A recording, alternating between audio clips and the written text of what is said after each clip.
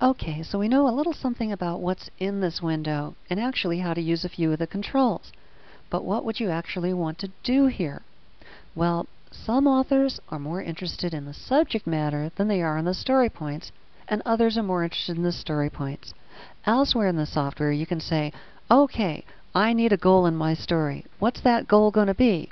Oh, it's going to be to obtain something or to understand something. That's what a story point author would be looking at.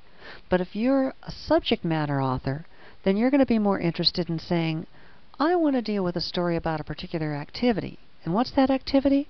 Well, I want to deal with obtaining. It's all about possession. Okay, now how do I want possession to show up in my story? Do I want it to be the story's goal or the requirements for that goal?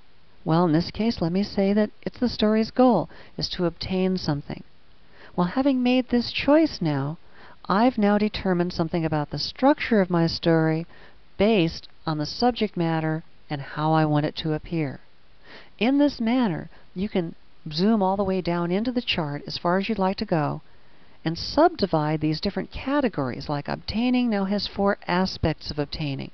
And if you say you're most interested in the morality of obtaining, then you go down in there and you find that morality has 4 aspects. The 4 elemental aspects of morality: faith, disbelief, conscience, and temptation. Which one of these is what your story is about? Well, let's say your story is about faith.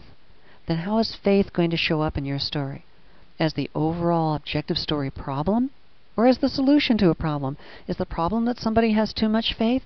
Or is it that they don't have enough and they have to get some? So faith is then the solution.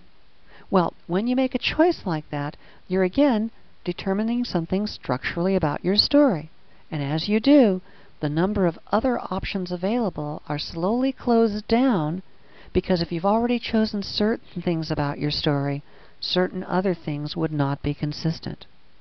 Ultimately, you can go through and make enough choices here to be able to arrive at the single story form structure that will fulfill all of the things you've chosen.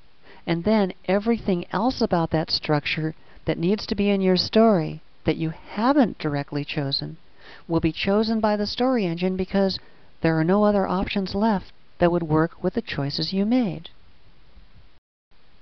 For example, when we started, we had 32,768 potential story form structures.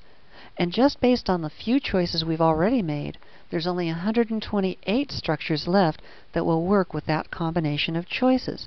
This is Dramatica's story engine at work in the background, making sure that our story structure will be dramatically consistent.